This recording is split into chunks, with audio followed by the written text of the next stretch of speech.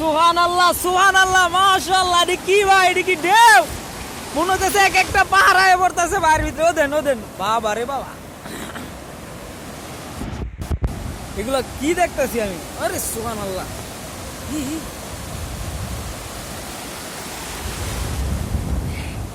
আমি একটা কাজ করি, সবাই তো পানিতে নাইমা গোসল করতেছে, মোবাইল নিয়ে আইছি, রাখার জায়গাও নাই, কারণ গোসল করবো না এখন। আমি একদম এই ঢেউয়ের মাথায় দৌড়ে দৌড়া, মানে এই ঢেউটা যেখানে আইসা মোটামুটি একটু ডুমে এই জায়গাটার এই বরাবর হাঁটতে থাকি, দেখি কতক্ষণ যাইতে পারি।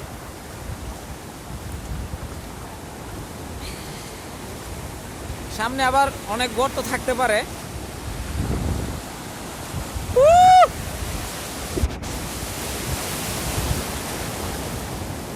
আমি খালি ভাবতেছি সমুদ্রের এই ঢেউ যেভাবে গর্জন দিয়ে আসে, আল্লাহু আকবার। ওরে বাবা রে, এখানে টিকাটা মুশকিল।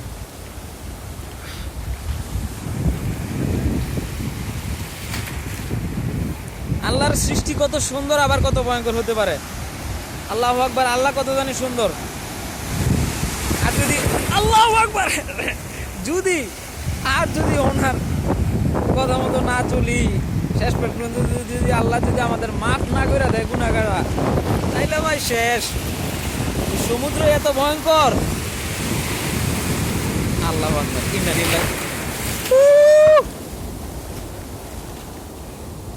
ভাই এই ঢেউটা ছিল সবচেয়ে মানে জোরালো। আমার মিনিমাম 2 হাত পিছনে নিয়ে গেছে।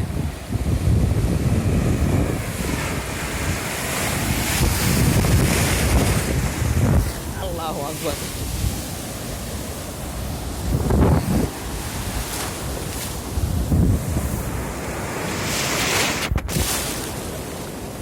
লিল্লাহি তাকবীর।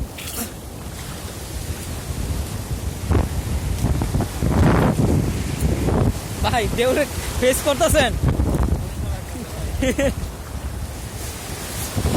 আল্লাহু আকবার। ও মাই গড, শিট। বাবারে, না ফেললাই চল, আল্লাহু আকবার, না ফেললাই দিলেই চল। আল্লাহ আল্লাহ আল্লাহু আকবার। আজকে শুধু সমুদ্রের ঢেউ দেখামু। হ্যাঁ মাম্মা, এটা কি ঢেউ? এনে মাছ ধরতে হইব।